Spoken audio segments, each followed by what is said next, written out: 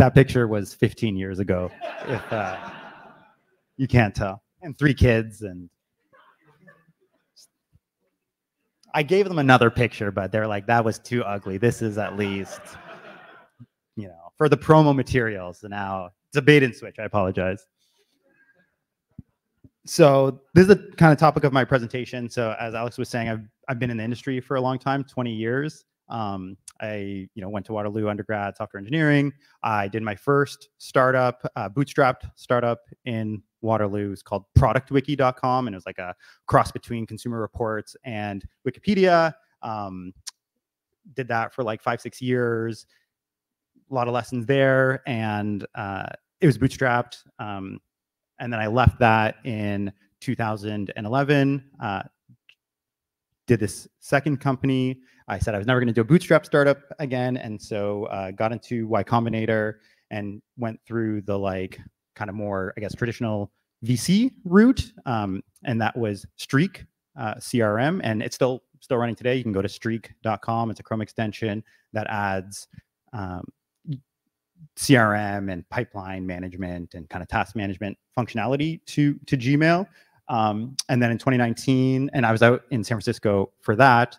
And then in 2019, I left that startup, moved back to Canada, and got a job at Stripe, and been there for the last 5 years. And so seen a lot, done a lot. And this is kind of like some of the lessons that I've learned, and mainly as this shows, how to be happy in tech, and kind of how I think achieve that so far, and the lessons I learned along the way. And so, first, just defining what do I mean by happiness, because it's a fuzzy term, and it's just kind of like, hey, you got a positive, good feeling for most of your day, right? You just have a smile on your face. You're not cranky. We all know what bad feelings are. We know what good feelings are. And so I think, happy people are mostly feeling good for most of the day. And I think to achieve happiness, you get that by, you spending your time how you want to spend your time. It's not forced on you by external factors. And with that, you can do that because you have financial security. I actually independently came up with this slide, and then after finishing it, I was like, this looks like a wealth advisor advertisement in a magazine. So I don't know if there's a subliminal influence there, or independently that's the way to show that message. So, these are kind of the main personas that I've lived or I'm familiar with in the tech industry. So there's the founder, the lifestyle business owner, and an employee, which I am now. And so, there's a lot of founders or aspiring founders. Maybe somebody else said this. This is in my head, so I'm just ascribing it to me. I just don't know if it's possible to be a happy founder, frankly speaking. Being a founder sucks. You start off and, day one, maybe you have an idea.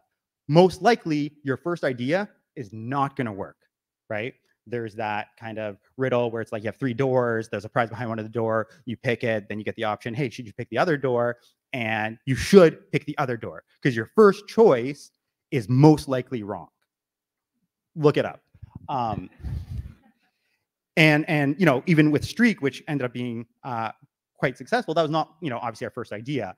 And with Product Wiki, my first bootstrap startup, that kind of was, and we stuck with it for a long time, and it was like a huge grind. And it's like, you start it, you don't know if it's going to work, it's probably not going to work, but it's fun, especially if you're a builder, it is fun. But if we go back to those kind of components of happiness, how to spend your time, financial security, especially if you don't have a big home run, as a startup founder, you do not have financial security. It is incredibly stressful, and you don't get to spend the time that how you want. You actually never do. That never changes as long as you are a founder. If you are, at the beginning, you have to build, you have to talk to customers, you have to deal with fires.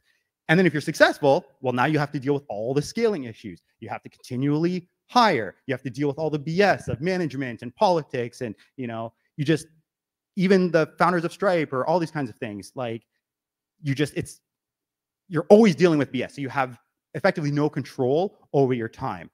And I don't want, the purpose of these events is to try to encourage startups and founders and that kind of thing. So I don't want to be too negative, because being a post-founder, being an ex-founder is great, right? You come out of it learning a lot about yourself, learning what you want. That was one of, for my journey in terms of both Product Wiki and Streak, I wore a ton of hats, as you do. I did a lot of hiring, I did sales and marketing. And the thing I really learned about myself is that I love to build. I just love to ship code, and I don't like talking to customers, but I like solving problems. And I learned that. And, there's certain resilience that you are forced to get. And if you're successful, the lucky ones also have a lot of money. And so you can achieve that happiness by going through that founder journey. And I would say, like, one takeaway is don't spend too much time if it's not working out. For my first bootstrap startup, I did that for 5 years. For my second startup, I did that for 8 years. And in many ways, those was way too long. You're going to learn a lot in your first couple of years, and then the learning reaches an asymptote very quickly. And if you're not earning, move on. And it's very difficult to do. And I wish I had done that sooner. So from a lifestyle business is kind of similar to a startup where you are a business owner, but the difference is that you're not just trying to grow indefinitely. You have a certain points like, hey, I want to get to like 50K MRR. If you had your own business as like a side hustle, but it's reaching 50K MRR, that's $600,000 a year. You have full control over your own destiny, and that's enough. You're good. You've made it, and that's the dream. I have not achieved this, and this is more theoretical, but I think we can all agree like that's great. And so I think it's something that people talk about. It's getting more mainstream. And I just come for completeness sake of how to be happy. I do think this is a more realistic, achievable goal, but it's still it's still hard. And now this slide got messed up a bit, but. So I've been an employee for the past 5 years, and I went through a journey in terms of moving from founder for 14 years to becoming an employee. And that was like a struggle of how to operate in this mode. And the nice thing about, there's a lot of positives about being an employee. You get money, Stripe pays extremely well. If you work for a larger company, you get paid extremely well. You have work-life balance. You don't get work-life balance as a startup founder. Harj, who's one of the partners at YC, was recently quoted as saying, startups that win, the founders don't have work-life balance. So, and Harj, like I know him, he's an incredibly nice guy, and he's just like, yeah, and he has a ton of experience. You can't have work-life balance. It's very difficult to have work-life balance while being a startup founder. And as an employee, you can kind of focus on the craft, on the thing that you love to do. As a startup founder, you can't, right? Because you have to wear so many hats. You have to deal with so much BS. You're just being pulled in a million directions. And so, but as an employee, you can focus and specialize and spend the time how you want. And so, like, how do you do that, right? How do you be happy as an employee? So the first thing is that you got to be good. You got to be somebody that people can rely on. You get your work done. You don't cause problems. You're not complaining. We all have, I mean, intuitively, we know what being good means. You've worked with people who are good. Managers want to work with you. Your teammates want to work with you. And the better you are, the more freedom you get. Because when you're good, people will let you do what you want. If you're not good, then nobody's going to want to let you do what you want. You're probably going to get fired. So it's kind of like a prerequisite of being happy as an employee is being good. And once you're good, this gives you the ability to say no. Because at every company, particularly big companies, even Stripe has this great reputation, and it is good in a lot of ways, but it's still filled with politics and BS and directors and middle managers that have, I wouldn't say ulterior motives, but the number one priority is not necessarily serving the customers, it's their own career and building fiefdoms and all that kind of thing. And something that I've seen amongst coworkers and that kind of thing is they do what they're told, even if they know that it's wrong or they think that it's wrong.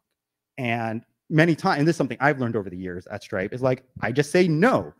hey, go do this thing, I'm not going to do it. And I still work at Stripe, right? If you're good, you can say no and they won't fire you and you will be happy because you're not doing BS that you don't actually believe in. And ultimately, what you should be doing and what the business cares about and what the founders of the business care about is making the users happy. So if you're good and then they tell you to do something that is not about this, or you don't think it is the best way to do that, you can say no as long as you're doing this. If you're focused on moving the business forward from a like product perspective and you're just trying to make that, you know, the world a better place by fixing bugs or adding new features or whatever, and you have those opinions, it'll work out. Because at the end of the day, unless you're in a really bad organization, which you shouldn't then be in because you're never going to be happy there. But if you just focus on making the users happy and that's your North Star, then you know, that's a very satisfying thing to do. It's not arbitrary. You're not at the whims of the reporting chain above you. And at the end of the day, you get to feel satisfied that you're making the world a better place by making, you know, your users happy. So there's a lot of people that talk about, oh, I just, you know, I can't wait to make a bunch of money and I'm going to retire and start a farm and that kind of thing. And it's like, most people don't get there. Most people are working for a long time. And so not enough people, I think, try to make their everyday a place where they can be happy, and you can do it. You know, I think I am an example of that, and it took me a long time to get there, and I've had a lot of experiences and stuff that, you know, if you catch me afterwards, I can talk about. But you can do it as an employee, and everybody will be happy with you as well. That's it.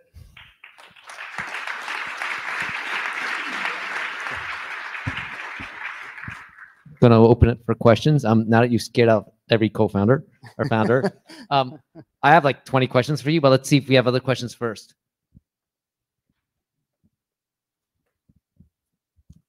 Hello. Well, my name is Sufyan. Thank you very much for the great insight. I loved like your quote. You know, founders are never happy. I'm a founder, and I'm depressed now.